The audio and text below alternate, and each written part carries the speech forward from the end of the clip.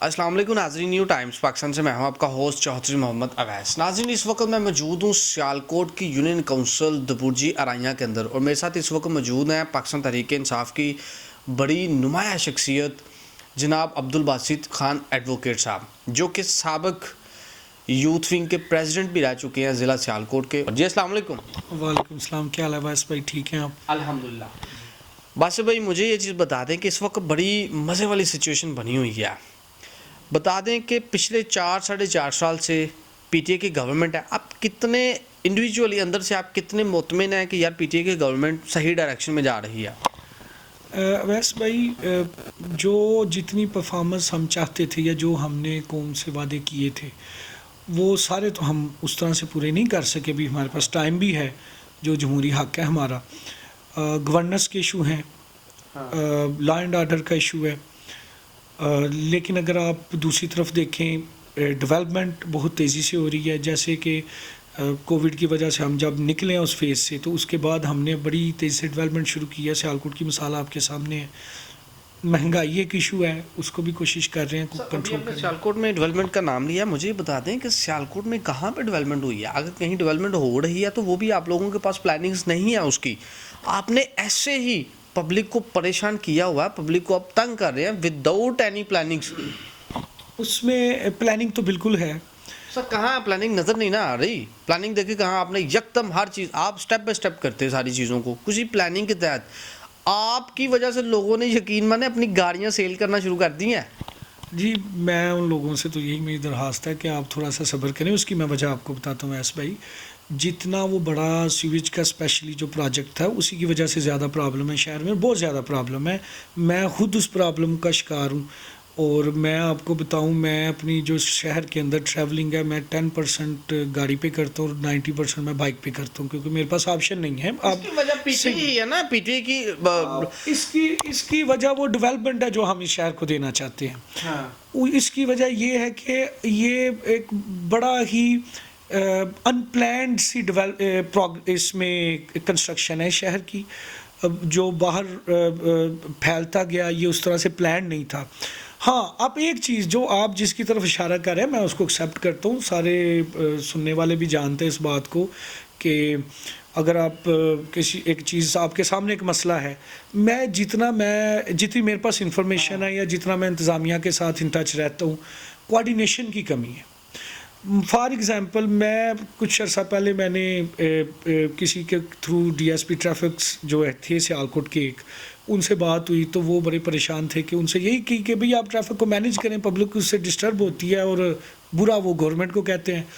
उन्होंने फिर 1-2 गिले किए, जिसमें से बड़ा गिला ये था कि यार मुझे पता भी नहीं चलता कहाँ से डिगिंग शुरू हो गई है। इस किस्म की बातें थी। तो कोऑर्डिनेशन की कमी है डिपार्टमेंट्स की, उसकी किसी हद तक हमारी जिम्मेदारी है और बाकी डिपार्टमेंट्स को भी चाहिए थोड़ा सा इसको बढ़ाएं।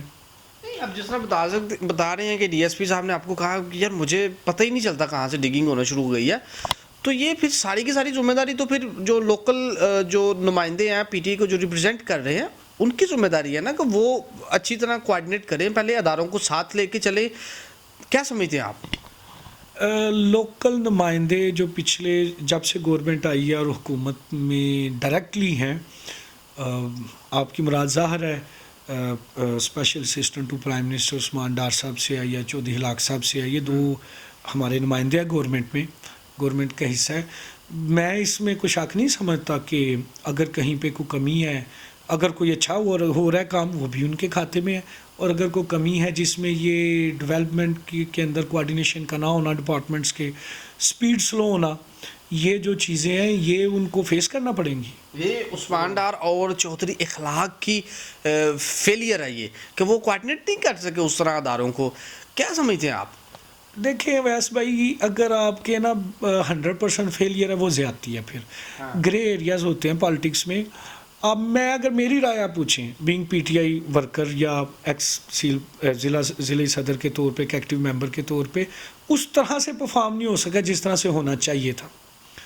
उस तरह से नहीं हुआ। देखिए, हम दूसरी पार्टीज़ को आउटशाइन करके आए थे। हाँ। अगर हमने उसी तरह करेंगे या उनके करीब करीब भी रहेंगे, पब्लिक हमें रिजेक्ट कर देगी। अब लेकिन आप हो उनके करीब करीब ही हैं, ठीक है, आप उन्हीं के तर्जे जिस तरह वो करते थे आप भी आज वैसे ही कर रहे हैं। हम उनकी तो बात ही नहीं ना करते, आप लोग इस बेस पे आए हैं कि वो तो थे ही करप्ट नाअहल, आप लोगों का बयान ही यही था। उन लोगों पे तो अब छोड़ दें सर, 3.5 साल हो गए हैं, आप खुद कारकर्दगी, अब आप अगले इलेक्शन में जाते हैं, लोकल बॉडी में जाते हैं, आप क्या चीज़ लेके जाएंगे पब्लिक के पास कि हमने सियालकोट को ये डिलीवर किया है इसलिए आप हमें वोट दें। देखिए, हमने पब्लिक को कोविड में उस तरह से महंगाई का बोझ आया है, उस तरह से नहीं आया जैसे पूरी दुनिया में आया। और सर जी और किस तरह आना है, छोड़ दें अब इन सारी की सारा- सारी चीज़ों को, गरीब आदमी के पास जाए, मजदूर दिहाड़ीदार जो बंदा है ना 1000 रुपये वो दिहाड़ी लेता है, उसमें से 400 रुपये किलो तो वो अपना घी ले जाता है, पीछे 600 रुपये रह गया, 600 रुपये में वो अपने बच्चों की एजुकेशन के ऊपर पैसे लगा। आप खुद भी एक एजुकेशन की फील्ड से आप ताल्लुक़ रखते हैं, आप इस चीज़ को बेहतर समझते हैं। उनकी एजुकेशन का खर्चा है सर, उनकी इलेक्ट्रिसिटी का खर्चा है, घर में उन्होंने डेली का अपना चूल्हा भी चलाना है, कैसे मैनेज करेगा वो? सर उसमें देखिए मैं आपको बताता हूँ, एक तो वाकई गवर्नमेंट के ऊपर प्रेशर था, कर्जों का भी, महंगाई का भी, वो पूरी दुनिया में आप जानते कर्जे हैं। आज भी नहीं कम हुए। अब बस लेकिन हम कोशिश कर रहे हैं जितनी स्टेबिलिटी ला सके उसमें। मैं नहीं कहता कि कर्जे बिल्कुल हमने वो ख़त्म कर दिए। दूसरा एक ना बहुत मेजर इशू है वैस भाई, जो एक्चुअली जो निचले लेवल पे प्राइस कंट्रोल कमेटियाँ काम नहीं कर सकी। अगर आप वाकई मुझसे सुनना चाहते हैं, जो कमियाँ थी प्राइस कंट्रोल कमेटियों ने काम नहीं किया, जो इंतज़ामिया थी उन्होंने रिटेलर्स को तो तंग किया, डिस्टर्ब किया, लेकिन पीछे जो मंडी में जो रेट्स चल रहे थे उनको वो कंट्रोल नहीं कर सके। तो ये इशू गवर्नेंस के ज़्यादा हैं, हम उन्हें तस्लीम करते हैं उन इश्यूज़ को, मैं तो तस्लीम करता हूँ, लेकिन बाकी जहाँ तक एज गवर्नमेंट आप रिलीफ दे सकते हैं पब्लिक को, वो बहुत सी चीज़ों में दिया है। सास प्रोग्राम आपके सामने है, अभी रिसेंट आप देखें 10 रुपये पेट्रोल कम करना इस वक्त, मसलन ये एक ऐसी शार्ट थी जो दुनिया में शायद कोई भी नहीं था लगा सकता, जो हाँ साहब ने की। 5 रुपये बिजली कम की है, तो अपनी तरफ से कोशिश तो पूरी कर रहे हैं हम, लेकिन मुझे लगता है जिन हामियों की तरफ आप इशारा कर रहे हैं। 28 को प्राइसेस कम हुई हैं गालबन, जी मुझे announcement अपडेट, हुई है, ठीक है, जी। उनकी अनाउंसमेंट हुई है। 27 को जो अनाउंसमेंट होती है उसमें 5 रुपये 95 पैसे बिजली की प्राइसेस जो इंक्रीज़ की गई हैं, ठीक है। पेट्रोल की प्राइसेस उससे पहले 12 रुपये कुछ पैसे इंक्रीज़ हुई है, उसके बाद 10 रुपये नीचे आई है। ये क्या मामला चल रहा है, पीछे क्या गेम खेल रही है, क्या आप किस तरफ जा रहे हैं आप लोग? नहीं, असल में इसमें रेगुलेटरी अथॉरिटीज़ है, वो एक प्राइस बना के गवर्नमेंट को देती है। चलिए आप इस चीज़ को तस्लीम कर रहे हैं कि जो गलतियां आपसे हुई हैं आप उनको तस्लीम कर रहे हैं। क्या समझते हैं कि पब्लिक जब आप इलेक्शन में जाएंगे, अभी लोकल बॉडी का इलेक्शन होने वाला है, उसमें ही आप जाते हैं, कि आप समझते नहीं अपोजिशन इसको एक बहुत बड़ा गेम चेंजर कार्ड के तौर पर इन सारी की सारी चीज़ों को यूज़ करेगी आपके खिलाफ? देखिए, ज़ाहिर है अपोजिशन का हक है वो हमारी कमियों को उजागर करे, ये एक अच्छी अपोजिशन की निशानी है। हम अपना पूरा एक एजेंडा अपना लोकल बॉडीज़ में, तो आप समझते हैं कि शहर के और यूनियन कौंसल्स के मसाइल, उनका हल वो लेके हम अपने इंशाल्लाह मंशूर के साथ जाएंगे, अच्छी शख्सियात के साथ जाएंगे, अच्छे नुमाइंदों के साथ जाएंगे। मुझे उम्मीद है इंशाल्लाह सियालकोट की पब्लिक हमें मायूस नहीं करेगी। इस वक्त मायूसी से मुझे याद आया कि इस वक्त आपके सियालकोट का जो पीटीए का जो वर्कर है ना, वो इस वक्त बड़ा मायूस हुआ है, उसकी मायूसी की वजह क्या है? जो वर्कर मायूस है ना, उसकी वजह ये है कि वर्कर चाहता था वही सब चीज़ें आनन फानन हो जाए जो खान साहब का विजन था। हाँ। और आगे जो नुमाइंदे थे जिनको उस वर्कर ने सपोर्ट भी किया, उनका इलेक्शन भी लड़ा, दिन रात लड़ा, वो नुमाइंदे सारे पुरानी सियासत के हैं।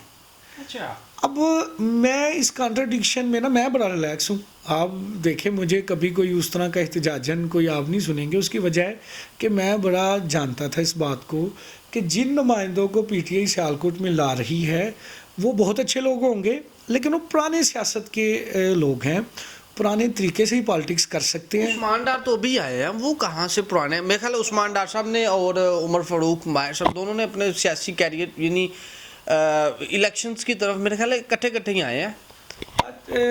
उस्मान डार साहब जो है ना, उसमें कोई शक नहीं कि उनका एक्टिवली पार्टिसिपेशन जितना कि मुझे पता है वो पीटीआई से ही है, लेकिन वो उनकी पूरी फैमिली पॉलिटिक्स है ना, वो तो सारी ट्रेडिशनल पॉलिटिक्स है, रवायती पॉलिटिक्स है, उसके प्लस भी हैं, उसके नेगेटिव्स भी। अब उस्मान डार हो गए, चौधरी इखलाक हो गए, ये वजह इस वक्त जो आपका जो वोटर है वो बड़ा मायूस है। क्या इन लोगों की वजह से है? आप कह भी तो रहे हैं ना ऐसे। मैं आपको बताता हूँ, इन लोगों की पर्सनालिटीज़ की वजह से नहीं है, पुराने सियासी कल्चर की वजह से है। पुराने सियासी कल्चर में कारकुन जो है उसका एक लिमिटेड सा स्केल होता है। आप समझते हैं ये लिमिटेड लोग हैं, इनके पास उस तरह स्किल्स नहीं है एडवांस, किन के पास? जिनका भी आप जिक्र कर रहे हैं कि जिन लोगों को उस्मान डार साहब का भी आपने जिक्र नहीं, किया। मैं कह रहा हूँ कि पुराने सियासी कल्चर में ही वर्कर का बड़ा लिमिटेड स्कोप है। अच्छा। हाँ, और उस स्कोप के अंदर पीटीआई का वर्कर अपने अपने आप को अनफिट समझता है। वो समझता है कि भाई खान साहब ने तो कहा था कि आप हर मुशावरत का भी हिस्सा होंगे, आप अपना उसमें पावर में भी शेयर होल्डर्स होंगे, आप लोगों को सर्व करने में भी आगे होंगे, दिस एंड दैट। अब ऐसा नहीं है वैसे जिस तरह खान साहब। बिल्कुल ऐसा तो बिल्कुल नहीं है। हाँ, मैं इस बात को तो नहीं समझता, ऐसा तो नहीं अब आते हैं आपके शहर के इलेक्शन होने जा रहा है, 4-5 नाम ऐसे हैं जो सामने आ रहे हैं, उनमें से कुछ बड़े नाम भी हैं, कुछ छोटे भी हैं। मैं उनके नाम आपके सामने रखता हूँ। सबसे पहले इल्हाज मियाँ शाहिद, उसके बाद दानियल बाजवा, फिर उमर फ़ारूक माहिर, फिर उमर डार साहब। ये 4 नाम हैं जो गर्दिश कर रहे हैं इस वक्त। आने वाले दिनों में हो सकता है ये इन नामों की फहरिस्त में कुछ नाम और भी जमा हो जाएं। इन अभी तक जो नाम सामने, इन 4 में से कौन सा बंदा ऐसा जो आप समझते हैं कि यार ये बंदा मेयर के कैंडिडेट के तौर पर आना चाहिए, इस बंदे को आगे आना चाहिए, एज अ पीटीए वर्कर के तौर पर पूछ रहा हूँ आपसे। अच्छा, इसमें वो ये सवाल जो है ना आपका, ये पिछले सवाल से जुड़ा हुआ है।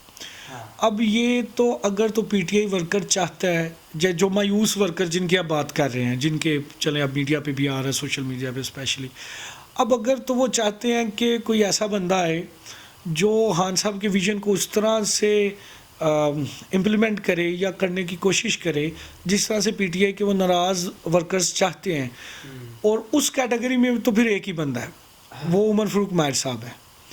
अगर वो पुराने सियासी कल्चर को हटाना चाहते हैं, आप एक नया सियासी कल्चर सियालकोट में लाना चाहते हैं, तो उसके लिए तो माहिर साहब ही हैं। खान साहब का विजन है एक, खान साहब कहते हैं कि नौजवान जो है मेरा मेजर एसेट है, नौजवान को बड़ा प्रोटोकॉल देते हैं खान साहब। दानियल बाजवा इस वक्त नौजवान भी हैं, क्या समझते हैं आप? अगर वो आते हैं तो क्या आप उनकी सपोर्ट करेंगे? अच्छा, इसमें ना वैस भाई मैं आपको बताऊं, एक नौजवान होना और चीज़ है, मैं भी नौजवान हूँ। मैं तो नहीं कह रहा कि मैं लड़ूँ इलेक्शन मैंने ना ग्रास रूट लेवल पे खुद लड़े हैं इलेक्शन।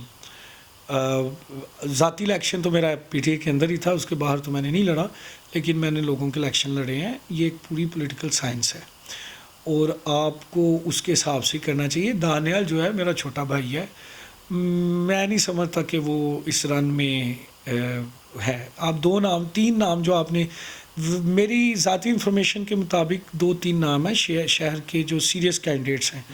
जो आपने 4 बताए उनमें से 3 नहीं है। ना दानियल बाजवा साहब है, अच्छा। मेरा भाई है, मैं उसकी बड़ी इज़्ज़त रिस्पेक्ट करता हूँ।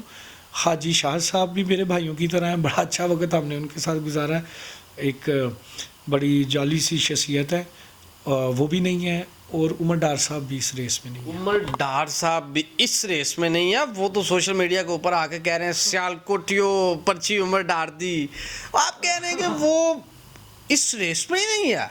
किस तरफ इशारे कर रहे हैं आप? मैं आपको बताता हूँ, डार साहब बड़े एक पीटीआई के एक बड़े ज़बरदस्त कारकुन भी हैं, और ज़ाहिर है आप जानते हैं डार फैमिली की जो काविश है पीटीआई की सियालकोट। हाँ।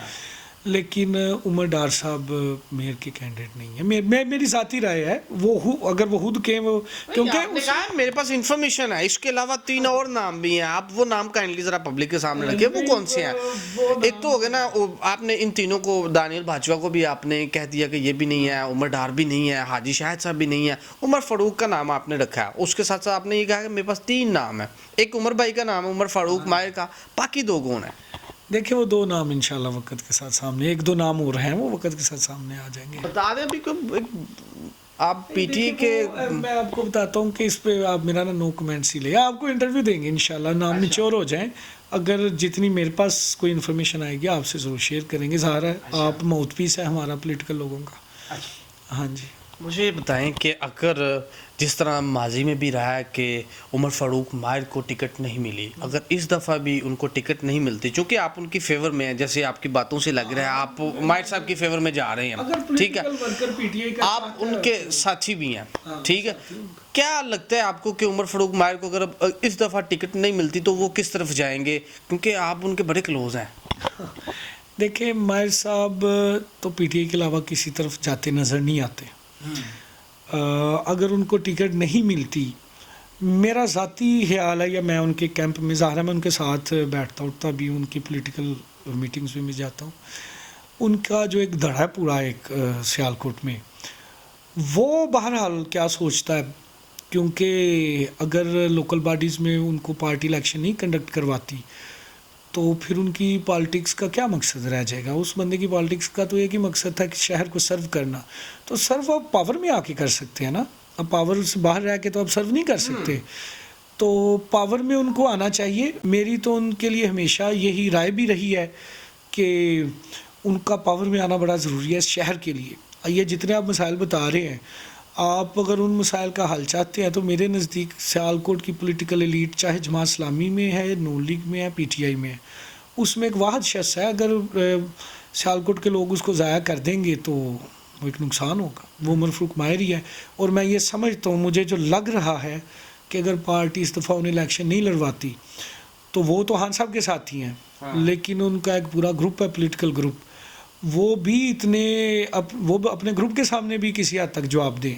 आप एक पॉलिटिकल धरा जब लेके चलते हैं तो पॉलिटिकल लोगों ने पॉलिटिक्स तो करनी है, अब वो फिर किस तरफ जाता है या क्या मामला होता है वो आप दबे पाऊँ, आप दबे लाचे, आप थ्रेट भी कर रहे हैं जो इस वक्त पीटीआई के जो दूसरे ग्रुप्स हैं, आप उनको कह रहे हैं कि हमारे पास इतनी वर्थ है, हमारे पास पूरा ग्रुप है, ठीक है, तो हम कुछ भी फैसला कर सकते हैं। नहीं, इसमें थ्रेट की बात नहीं है, इसमें ना बड़ी एक सीधी सी बात है, वो ये है कि जब आप पॉलिटिक्स करने निकले हैं ना, अब माहिर साहब का अगर आपने जिक्र कर लिया पर्टिकुलरली, मैं वैसे पर्टिकुलरली शख्सियात पे तो नहीं था जाना चाहता, हमने इधर ही रहना है, हमारे बच्चों ने भी इधर रहना है, हम किसी भी किस्म की कोई कह लें कि इस पे कॉम्प्रोमाइज़ नहीं कर सकते। इस शहर की बेहतरी का एक बड़ा ज़बरदस्त चांस ये लोकल बॉडीज़ हैं, और अब वो ज़ाहिर है वो बैठ के कोई फ़ैसला उस वक़्त ही हो सकता है, उससे पहले नहीं हो सकता, लेकिन वो फ़ैसला शहर की फेवर में होगा जी। आप क्या मैसेज देना चाह रहे हैं कि उमर फ़ारूक माहिर के पास एक पूरा धरा है, ठीक है, क्या आप इस तरफ इशारा कर रहे हैं कि अगर हमें टिकट ना मिली तो पूरे का पूरा धरा कोई ऐसा फैसला कर देगा जो इस वक्त जो कायदीन है, जो लोकल इस वक्त सियालकोट के जो कायदीन है, उनके लिए मसला पैदा कर सकते हैं आप लोग? नहीं, देखिए, मसला किसी के लिए पैदा करने के लिए तो आप सियासत नहीं करते। जो मैंने पहले अर्ज़ की है कि जो लोग भी पॉलिटिक्स में एक्टिव हैं वो सियासी हालात को देख के फ़ैसला करते हैं, और सियासत में आते हैं सर्व करने के लिए लोगों को, और सर्व आप हुकूमत के बगैर तो नहीं कर सकते, पावर के बगैर तो नहीं कर सकते, तो उस तक पहुंचने के लिए फिर ज़्यादा डिफरेंट रास्ते आप अडॉप्ट करते हैं।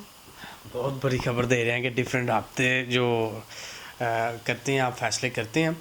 आखिर पे आप सियालकोटियों को क्या मैसेज देना चाहते हैं, और अपने जो पीटीआई की जो क़यादत है, मैं स्पेशली कह रहा हूँ जो आपकी पीटीआई की क़यादत है, आप उसको, और लास्ट पे सियालकोटियों को क्या कहना चाहते हैं? जी, पीटीआई की क़यादत को तो यही मैसेज है कि इनको मिलजुल कर एक अच्छा फ़ैसला करना चाहिए शहर के लिए।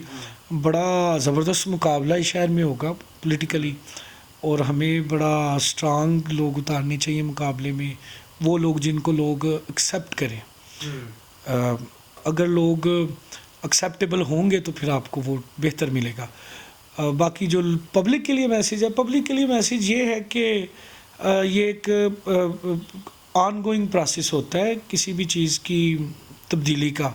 हम कोशिश कर रहे हैं, आप हमारा साथ दें, इंशाल्लाह खान साहब की क़यादत के अंडर हम ज़रूर एक जो जिस बेहतरी का खान साहब ने वादा किया था इंशाल्लाह बेहतरी हम लेके आएंगे। जिस तरह उमर माहिर साहब का आप जिक्र कर रहे थे, उनकी हद तक तो ये मैं कहता हूँ कि वो तो एक पूरे होमवर्क के साथ आएंगे। अगर मेयर के तौर पे आते हैं, पार्टी उनको मुंतखब करती है, तो तब आपको कम से कम ये शिकायत नहीं होगी जो आपने बार बार मेरे साथ की है कि जी शहर बगैर प्लानिंग के चल रहा है। वो प्लानिंग इंशाल्लाह आपको हम देंगे। जी नाज़रीन, ये हैं अब्दुल बासित खान एडवोकेट, साबका सदर हैं यूथ विंग पाकिस्तान तहरीक इंसाफ ज़िला सियालकोट। उन्होंने एक बात इसके अंदर की है कि उमर फ़ारूक माहिर एक प्लानिंग के तहत आएंगे। कम से कम चलें, ये तो वक्त ही साबित करेगा कि उमर फ़ारूक माहिर के पास कितना उन्होंने होमवर्क किया है या कितनी उनके पास प्लानिंग्स थी। अल्लाह करे मेरी सारी नेक ख्वाहिशात नेक तमन्नाएं उनके साथ हैं। अल्लाह करे वो पावर में आएँ और शहर को डिलीवर करें, हम उनको डिलीवर करता हुआ देखें। लेकिन दूसरी तरफ अगर देखा जाए तो इस वक्त जो सियालकोट की जो सूरत हाल है, सियालकोट में अभी तक उस तरह डिलीवर नहीं किया गया जितना सियालकोट के लोग, सियालकोटियों को जिस तरह उनके साथ वादे किए गए थे, उनके साथ वादे किए गए थे। पिछले 3.5 साल में सियालकोटियों को उस तरह डिलीवर नहीं किया गया। किसी भी सियासतदान के पास कोई ऐसी प्लानिंग नहीं थी कि जिसके अकॉर्डिंग काम करके सियालकोटियों को डिलीवर करें।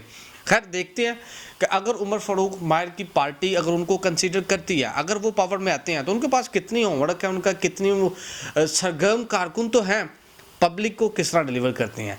इसी के साथ ही अपने मेज़बान चौधरी मोहम्मद अवैस को न्यू टाइम्स पाकिस्तान की स्क्रीन से इजाज़त दीजिए। अल्लाह हाफिज़।